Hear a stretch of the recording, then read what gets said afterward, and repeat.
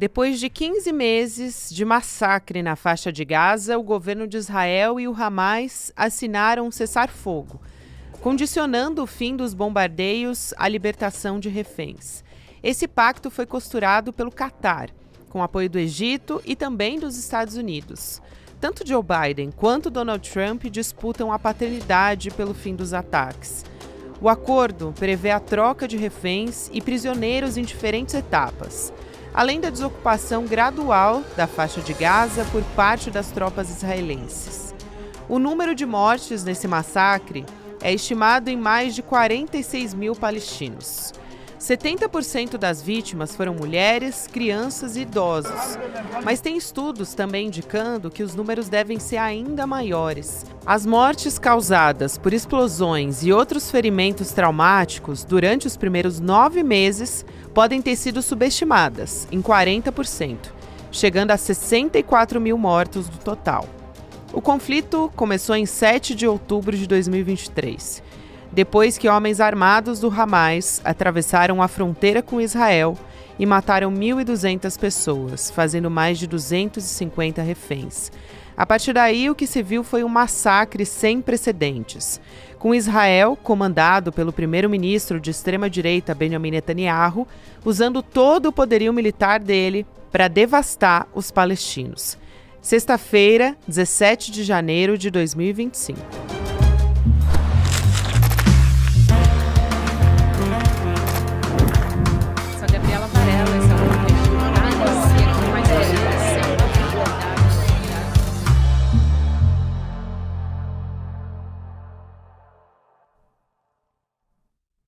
Olá, seja muito bem-vindo, seja muito bem-vinda. Eu sou a Gabriela Varelli e esse é o videocast em detalhes. Aqui, sempre com um convidado, uma convidada, a gente analisa uma temática, uma notícia importante do momento. Hoje, talvez, uma das notícias mais importantes dos últimos tempos. Vou conversar agora com João Miragaia, que é mestre em História pela Universidade de Tel Aviv, host do podcast Do Lado Esquerdo do Muro e também colaborador do Instituto Brasil-Israel. João, obrigada por aceitar nosso convite, seja muito bem-vindo, prazer te receber mais uma vez. Olá, Gabriela, o prazer é todo meu. Vamos lá, então. Miragaia, eu disse que a gente teve algumas reviravoltas, porque depois do acordo de cessar-fogo, o governo do Netanyahu divulgou um comunicado para dizer que não ia desocupar a fronteira com o Egito. Então, ele negou que tinha aceitado antes retirar as tropas do sul de Gaza. Essa reunião do Netanyahu, do gabinete do Netanyahu, na verdade, com os negociadores no Catar, para aprovar o acordo, foi adiada enquanto a gente está conversando, ia acontecer nessa quinta-feira. E também faz parte do posicionamento do governo do Netanyahu acusar o Hamas por essa crise toda. Só que o Hamas também diz, o grupo, que está pronto para aceitar o acordo. Então, o que está por trás de tudo isso e o que explica essa mudança? Bom, Gabriela, primeiramente, a gente está gravando nessa quinta-feira, né? E o acordo ele entra em vigor somente no domingo. Isso. E até lá a gente vai ver alguns discursos que vão, de alguma maneira, contradizer a parte do acordo, ou parte dos termos revelados do acordo, por interesses políticos somente. E esse não vai ser o único, a gente vai ver alguns outros. Mas o acordo vai acontecer. Uma vez que o acordo ele é divulgado pelo presidente eleito dos Estados Unidos, de maneira oficial, ainda que seja pelas suas redes sociais, e depois é confirmado através de uma entrevista coletiva pelo primeiro-ministro do Catar, não é possível voltar atrás. Os termos do acordo estão decididos e tudo que acontece em volta disso são, ou, por um lado, tentativas de conseguir melhores condições depois que o acordo já está formalizado, o que é algo comum, mas não costuma surtir muito efeito, ou se trata de discurso para ganhar credibilidade e alguma popularidade com a sua base eleitoral, que é o que acontece no caso de Israel. O governo israelense ele negou que, dentro dos termos do acordo, tivesse incluída a saída do corredor Filadélfia, que é a fronteira entre o Egito e a faixa de Gaza. No entanto, um jornalista palestino que vive em Israel, né, que trabalha no Canal 11, que é o canal público de televisão em Israel, ele conseguiu uma cópia do acordo em árabe. E ele traduziu frase a frase do acordo no programa de televisão, o telejornal das 8 da noite, do horário nobre de ontem, do canal público. Ele mostrou que está prevista a retirada do corredor Filadélfia no acordo de cessar-fogo, porém, somente no segundo estágio, que é o estágio permanente, que deve ser negociado a partir do 16º dia. Então, a negativa do governo Netanyahu de que se retirariam do corredor Filadélfia, na verdade, ele é um blefe para poder não assustar a sua base, uma vez que durante meses o Netanyahu garantiu que não poderia desocupar aquela região. Agora, o último ponto de desacordo, que já foi solucionado, era o fato de que Israel alegava que o Hamas estivesse mudando as condições do cessar-fogo em cima da hora, especialmente em relação à identidade dos prisioneiros palestinos a ser libertados. Mas saiu há minutos na imprensa israelense que a questão já está solucionada e que o cessar-fogo vai sair. A gente não sabe se efetivamente havia um problema ou se isso é uma tentativa também de formalizar um discurso para a população, para a base eleitoral do Netanyahu, dizendo: nós estamos evitando que o Hamas liberte terroristas com sangue nas mãos, mas, ou se é realmente verdade que o Hamas tentou incluir novos nomes nessas negociações, mas o fato é que o acordo vai sair. Eu pergunto também, aproveitando, Iragaia, que você fala sobre essas mudanças que ainda podem acontecer, mas até onde a gente tem notícia, o cessar-fogo deve acontecer, o que é uma boa notícia. A gente teve algumas fases divulgadas de como isso deve acontecer daqui para frente. Então, pelo que a gente tem até agora, eu queria que você explicasse um pouco quais são essas fases e quais são as que devem ser aprovadas daqui para frente, né? Novas etapas ainda devem ser aprovadas. O acordo ele tem duração de 42 dias, ou 6 semanas. Ele entra em vigor no domingo, dia 19, e a partir de então a contagem ela começa. A cada semana serão libertados entre 3 e 4 reféns israelenses. Em troca desses reféns, algumas dezenas de presos palestinos. Por cada mulher ou menor de idade israelense, vão ser libertados presos mulheres ou menores palestinos. Por cada mulher adulta, a média, se não me engano, é de 30 presos palestinos libertados, e por cada mulher soldada ou homem não soldado, são libertados cerca de 50 presos palestinos. Cerca de 220 desses presos libertados nessa primeira etapa, presos palestinos, são presos que já foram julgados e condenados à prisão perpétua, e outros 250 a penas de pelo menos 20 anos. Outros presos podem ser de diversas naturezas, digamos assim. Existem muitos presos das cadeias israelenses que estão em situação de prisão administrativa, por exemplo. Eles nem sabem qual é a acusação sobre si. Muitos foram presos no 8 de outubro de 2023 e até agora estão esperando o processo legal, mas nada foi apresentado para eles até então. Esse é um dos detalhes. Israel vai se retirar de dentro da faixa de Gaza, inclusive do corredor Netzarim, que é o que divide os 20% ao norte da faixa de Gaza do resto do território, que é uma situação chave, porque a ameaça sobre os palestinos de Gaza e sobre o Hamas era de que Israel podia estar preparando assentamentos, o terreno para a construção de assentamentos nessa região. E o retorno dos habitantes palestinos a essa região, eu não posso dizer exatamente as suas casas, porque a região está praticamente destruída, mas enfim, o retorno dessas pessoas àquela região praticamente impossibilita, por hora, a construção de assentamentos israelenses ali.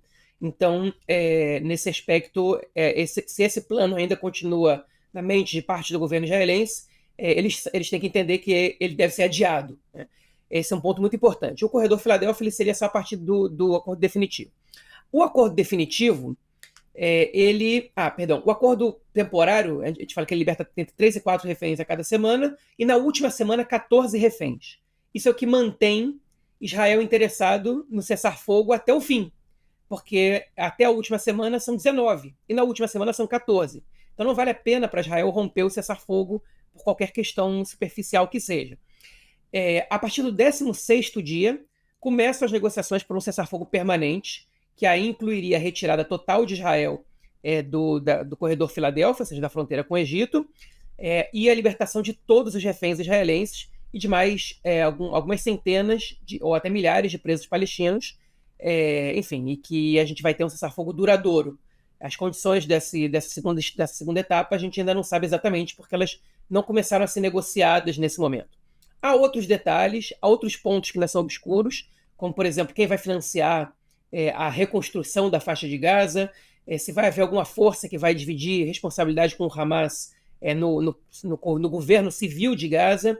São pontos que a gente ainda não tem claros, até porque parte deles ainda não foram debatidos, são pontos que vão ser debatidos na segunda etapa. Eu acho que a gente vai chegar à segunda etapa, ou seja, ao acordo duradouro. Né? Nada é para sempre aqui, especialmente quando se trata entre Israel e o Hamas, mas um acordo duradouro ele pode trazer uma situação de cessar-fogo por anos, por 4, 5, 6 anos. Né? Agora a gente tem que esperar para ver o que vai acontecer. Miragai, aproveitando que a gente está falando dos aspectos, enfim, dos prisioneiros e também de toda essa tragédia humanitária, eu queria trazer um pouco de um balanço, né? De que a gente teve mais de 45 mil mortos na faixa de Gaza. O que esse cessar-fogo, das condições que a gente tem até o momento, representa para esses palestinos? Porque ainda não houve alívio no fim dos bombardeios. Então, a informação que a gente tem é de que pelo menos 70 pessoas morreram, 70 mortes em bombardeios desde o início do anúncio do acordo. Então, a gente ainda não teve esse alívio, mas a gente tem uma situação em que há cada vez mais órgãos humanitários que reconhecem tudo isso que está acontecendo como genocídio. Eu queria que você lembrasse um pouco o tamanho dessa tragédia humanitária até agora. O tamanho é o seguinte, você comentou, né? São até agora, segundo o Ministério da Saúde de Gaza, 46 mil mortos, cerca de 46 mil mortos. Até onde eu tinha visto, tinham tido 81 mortos, né, nas últimas 24 horas. É importante dizer isso. O cessar-fogo ainda não entrou em vigor. E mesmo após ele entrar em vigor, a gente vai ver alguns atos acontecendo ali, alguns bombardeios, porque isso é de praxe. São coisas menores, não vai ser na mesma intensidade, e conforme o exército israelense vai se retirar, isso começa a minguar até praticamente desaparecer. Mas a situação da catástrofe ela é imensa. Né? A gente tem informações de que cerca de 86% das construções civis na faixa de Gaza estão destruídas ou parcialmente ou integralmente, de modo que não dá mais para morar nesses lugares. Boa parte da população está vivendo em barracas, né? E a gente está no inverno aqui, o inverno não é como o inverno da maior parte do Brasil, faz frio, chove no inverno nessa região, às vezes tem tempestades, né? Teve gente que morreu afogada na semana retrasada na faixa de Gaza, falta comida, falta remédio, falta água potável, falta tudo praticamente. Isso fora a situação dos hospitais, que cerca de metade dos hospitais só da faixa de Gaza estão funcionando atualmente, com relação ao que funcionavam antes do início do confronto. E mesmo esses que estão funcionando agora, se não me engano, nenhum deles está funcionando na sua capacidade total. Então, é uma situação de catástrofe humanitária, e esse cessar-fogo representa um desafogo tremendo para essa população de Gaza. Quem relativiza que sejam 42 dias, realmente precisa observar isso com mais atenção, porque essas pessoas precisam urgentemente da entrada de ajuda humanitária, precisam que entre médicos, que entre comida, que entre remédio, que entre estruturas para que eles possam viver, escapar do frio, escapar das chuvas, tudo isso é necessário.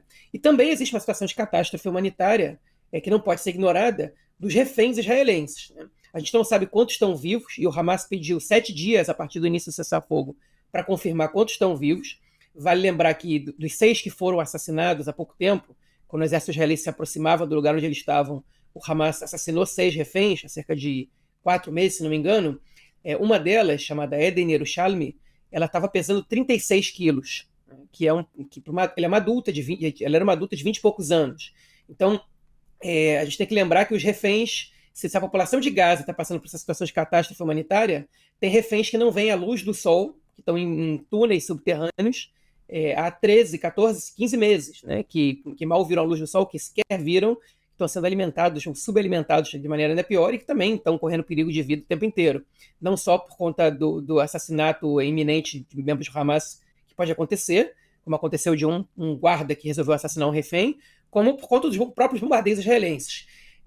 Então, é uma situação de catástrofe humanitária que precisava ter fim, e vai ter fim nesse domingo, pelo menos temporário, mas eu repito, eu acho que o cessar-fogo permanente vai acontecer. Eu acho difícil que a guerra tenha condições de retornar. Qual foi realmente o grande êxito dessa guerra, do ponto de vista militar que eu estou falando? Não estou falando do ponto de vista ético nem moral. Isso a gente deixa de lado um segundo.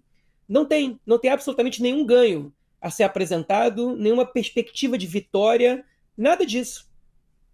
Eu também me pergunto sobre a popularidade do Netanyahu nesse contexto, porque do ponto de vista da opinião pública, da narrativa, que também Israel quer contar, como é que está a imagem do Netanyahu hoje para a população de Israel? Porque ele é um sobrevivente desse ponto de vista, né, da pressão popular que ele já resistiu nos últimos tempos, chegou a enfrentar manifestações nas ruas, mas, por outro lado, também em outubro teve uma reviravolta até do Netanyahu em Israel, né? Depois das questões que aconteceram, militares que aconteceram no Líbano. Então, qual que é o cenário hoje?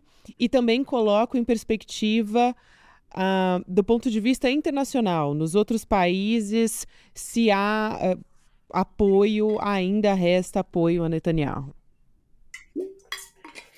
Olha, na verdade, o Netanyahu ele recuperou um pouco da sua popularidade. Sim. Depois do confronto com o Hezbollah. Esse sim a gente pode destacar que do ponto de vista militar ele representou uma vitória para Israel, mas não foi uma popularidade que se traduziu, pelo menos segundo as pesquisas, em votos para o seu bloco. Ou seja, mais pessoas começaram a avaliar o Netanyahu de maneira menos negativa. Mas em relação aos blocos, já é um sistema parlamentarista, você precisa ter maioria para formar uma coalizão. O Netanyahu ele só conseguiu tirar votos de políticos da sua própria base, né, do seu mesmo bloco político. Ele nunca recuperou o patamar que ele tinha nem antes do 7 de outubro, que já era relativamente impopular. O Netanyahu já não vencia as eleições em nenhuma pesquisa, praticamente desde que ele assumiu o governo em janeiro de 2023. São raríssimas as pesquisas nas quais o Netanyahu conseguia sequer empatar com a oposição. Então, a popularidade dele, nesse momento, ela é baixa. Isso não quer dizer que quando haja eleições vai continuar do mesmo jeito, mas até agora ele tentou de tudo e a sua popularidade, ela não... obviamente que ele recuperou, né? As pesquisas nos primeiros meses de guerra davam uma popularidade baixíssima para o Netanyahu, para o seu partido, para o seu bloco. Aos poucos ele foi recuperando parte dos votos, mas ele já não tem condições, segundo todas as pesquisas, de formar o governo. Eu não sei o que vai acontecer depois do acordo de cessar-fogo. A gente ainda não teve pesquisas hoje à noite. Talvez os telejornais de agora de noite estejam apresentando alguma coisa. Eu acho pouco provável. Amanhã, toda sexta-feira, a gente tem uma pesquisa divulgada pelo jornal Maariv. Então a gente vai ter alguma ideia, se teve algum momento, alguma mudança no momento, na tendência. Mas até a última semana não havia grandes modificações. Pelo contrário, na semana passada ele inclusive perdeu uma ou duas cadeiras em relação à semana anterior. Com relação à sua aceitação internacionalmente falando, sem dúvida o nome do Netanyahu ficou manchado para muita gente, né? E os países árabes, por exemplo, todos eles retiraram os embaixadores de Israel na esteira desse confronto. Os países árabes com os quais Israel tem relações, as negociações com a Arábia Saudita ficaram paralisadas depois do 7 de outubro, e há líderes no mundo que viraram desafetos, enfim, públicos de Netanyahu, como o próprio presidente Lula do Brasil, né? O presidente da Colômbia, também que fizeram declarações públicas contra o Netanyahu e que não tinham, até aquele momento, até então, uma relação de hostilidade com o primeiro-ministro israelense, ainda que, obviamente, eles pertençam a grupos políticos opostos. Agora, a gente também tem que entender a situação, a gente tem que interpretar a conjuntura, né? Com a eleição do Trump, as coisas podem mudar. E acho que eles podem mudar já ao redor do mundo. O Trump pode influenciar outras votações ao redor do mundo, e isso pode representar para o Netanyahu um fortalecimento perante outros países. Além disso, a gente tem que destacar que a posição internacional de Israel, ela hoje é melhor do que era há alguns meses, sobretudo por conta de como terminou o confronto com o Hezbollah e do que aconteceu na Síria logo depois. Uhum. É impossível dissociar a queda do regime Assad na Síria à derrota do Hezbollah no confronto com Israel. E essa realidade ela representa o enfraquecimento do Irã e isso aproxima Israel dos outros países árabes, os mais ligados aos Estados Unidos, como por exemplo a Arábia Saudita. A gente pode ver uma retomada nas negociações de paz entre os dois países agora, sobretudo com a chegada do Trump ao poder. O Trump ele vai tentar impor essa agenda de isolar o Irã através de um estabelecimento das relações entre os seus aliados no Oriente Médio. Isso pode voltar a acontecer. A Arábia Saudita, até hoje, sempre condicionou a criação de um Estado palestino à normalização com Israel. Ou seja, a gente só vai normalizar as relações com Israel quando houver um Estado palestino. Segundo algumas fontes, a Arábia Saudita está flexibilizando a sua posição e está admitindo estabelecer relações com Israel caso haja uma movimentação clara para que exista um Estado palestino. Ou seja, eles não condicionam a criação do Estado palestino, mas sim uma intenção de que as coisas aconteçam. O que, na língua do Netanyahu, significa que ele tem liberdade para enrolar o quanto ele puder, não construir esse Estado palestino, né, e ganhar um prêmio, né, ganhar um prêmio de consolação, um prêmio importante, que seria esse estabelecimento das relações com a Arábia Saudita. Mas eu acho que ainda é um pouco cedo para a gente falar sobre isso. Ainda vai demorar alguns meses para a gente poder entender se esse é realmente o caminho e se o próprio governo Netanyahu vai resistir. Miragai, eu também, aproveitando que você falou a respeito dos Estados Unidos e do Donald Trump assumindo agora no dia 20, o que explica essa estratégia política do Donald Trump? Donald Trump participou desse acordo e o Joe Biden é visto, pela opinião popular, principalmente, como alguém que foi incapaz de conter a guerra. Isso sem contar, claro, no governo dos Estados Unidos, ao financiamento militar, que nunca parou de acontecer. Mas eu te pergunto, o que explica esse posicionamento do Trump e se é tão imprevisível assim o que pode vir daqui para frente? Essa é uma boa pergunta. Olha, a questão, a gente tem que levar em consideração uma coisa. Com tudo de negativo que o Donald Trump tem, e ele tem, acho que talvez poucos líderes no mundo tenham tantas características negativas quanto ele, do ponto de vista moral, né, em relação à sua ideologia política. A gente tem que ser honesto com uma questão. Ele foi muito menos belicista do que a grande maioria dos últimos presidentes dos Estados Unidos, se não que todos, talvez desde o Jimmy Carter, ele tenha sido o presidente que menos fez guerras, que menos bombardeou outros países e que mais retirou tropas dos Estados Unidos de outros países, de outras regiões. Isso não se deve ao fato dele ser um grande pacifista, ele não é, embora ele esteja perseguindo o Prêmio Nobel da Paz já tem um tempo, e acho que ele vê uma maneira de conseguir esse prêmio com o acordo entre Israel e a Arábia Saudita. Mas ele não faz isso por ser um grande pacifista, não é? Ele faz isso porque ele, no caso, esse cessar-fogo entre Israel e o Hamas, ele impôs esse cessar-fogo e usou de todo o seu poder de persuasão, de pressão. Ele fez isso para evitar a dor de cabeça de chegar ao poder e ter que resolver esse pepino, que não interessava a ele. Ele tem outras milhares de questões para resolver. Ele tem a sua política interna que ele quer colocar em prática. Ele sempre diz que o dinheiro do contribuinte americano não deve ir para questões do outro lado do mundo. E ele realmente quis dar um fim a isso. Ele não quer destinar dinheiro do Congresso para a guerra no Oriente Médio. Não porque ele é um pacifista, sim porque ele tem outras prioridades. E o Trump conseguiu influenciar esse resultado antes mesmo de chegar ao poder. Ele enviou o seu emissário para o Catar e para Israel. Esse emissário, segundo relatos da imprensa israelense, obrigou o Netanyahu a se reunir com ele em pleno sábado, que é o dia do descanso para o judaísmo. O Netanyahu não costuma trabalhar no sábado durante o dia, exceto por questões urgentes. O Netanyahu tentou adiar essa reunião para o sábado à noite e o Steve Witkoff, que é esse emissário, disse: não, eu quero essa reunião de manhã, porque eu pretendo voltar para o Catar ainda no mesmo sábado.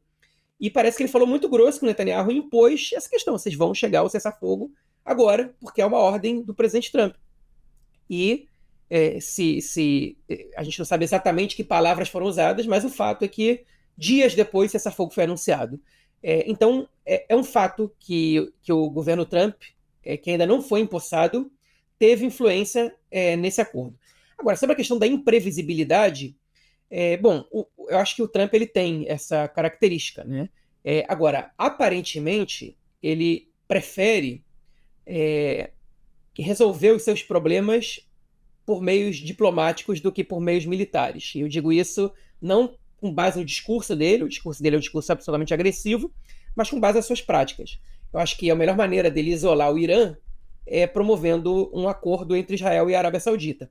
Mas eu não descarto que possa haver um ataque em conjunto entre Israel e os Estados Unidos ao Irã, porque esse é um momento de maior debilidade do Irã nas últimas décadas, talvez, desde o fim da guerra Irã-Iraque. O Irã teve, segundo as fontes israelenses, 3 dessas 4 principais baterias antiaéreas destruídas no último ataque israelense. A Síria caiu, né? A Síria, o regime Assad caiu. Israel pode realizar ataques ao Irã do próprio território sírio sem praticamente nenhum impedimento. E a gente tem um presidente dos Estados Unidos que não foi nenhum entusiasta de um acordo nuclear com o Irã, embora ele esteja dizendo outra coisa agora. Mas eu não descarto a possibilidade de que haja um ataque em conjunto entre Israel e os Estados Unidos ao Irã, e eu acho que o regime iraniano está muito preocupado com isso. Então, a gente pode ver esse tipo de cenas acontecendo, mas se você me perguntar se é provável ou não, eu acho que não, seria uma medida ultimativa. Eu acho que primeiro vão tentar outras maneiras de tentar evitar o avanço do Irã no seu projeto nuclear. João Miragaia, sempre um prazer te receber aqui no ICL, no Em Detalhes também. Muito obrigada e a gente espera ter um alívio, de fato, nesses próximos meses que vem por aí. Até a próxima. Tchau, Gabi. Obrigado pelo convite. Até a próxima. Até mais. Quero lembrar você aqui que está comigo no Em Detalhes que nesse ano, em 2025, a gente está com novidades na nossa programação. Então a gente vai ter a estreia do nosso primeiro reality show, do primeiro programa de entretenimento do ICL e também do nosso primeiro podcast investigativo, que vai ser da Juliana Dalpiva, junto com o Igor Mello. A gente também vai ter o lançamento da nossa comunidade online do ICL. Aliás, já tivemos, ela já está em vigor, todo mundo pode participar, tem um espaço para a gente debater, para conversar, livre de ódio e desinformação também. Então, entra com a gente nessa em 2025, fazendo parte da nossa comunidade. Se você se tornar membro solidário, que é aquele pacote que você assina, pode ter acesso aos nossos conteúdos exclusivos e também dar uma bolsa para quem não pode pagar. Se você assinar, você ganha esses presentes que estão aqui na tela para quem está me acompanhando em vídeo, para quem não está também. Eu conto para você, são os livros O Pobre de Direita, do Gessé Souza, O Paradoxo da Escolha, do Barry Schwartz, A Intenção Primeira, do Eduardo Moreira, a pulseira da comunidade ICL e também uma caneca Só o Conhecimento Liberta, além do nosso certificado digital como membro solidário. Você entra em detalhesicl.com.br para poder ter acesso a todos esses presentes, para fazer parte da nossa comunidade, ter acesso aos nossos conteúdos e cursos exclusivos aqui do ICL. Obrigada, você que me acompanhou até aqui. Agora tem Mercado e Investimentos, na sequência Rolê ICL, e você pode ouvir o Em Detalhes todos os dias, de segunda a sexta-feira, nas plataformas de áudio. Obrigada e a gente está de volta na semana que vem. Tchau, tchau. 60 anos depois do golpe civil-militar que nos levou ao abismo, o quanto ainda resta de ditadura em 2024, no futuro imediato do Brasil? Quanto temos ainda que lutar?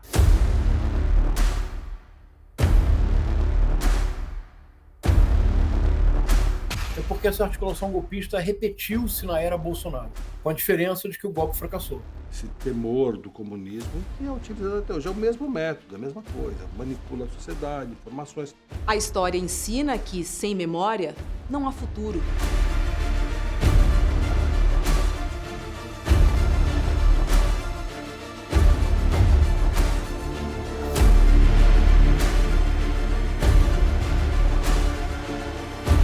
Eu acho que a evocação da memória, princípios que representavam aqueles grupos em 64, permanecem muito vivos, né? Deus, pátria, família e liberdade, né? São, inclusive, lemas declaradamente de extrema-direita.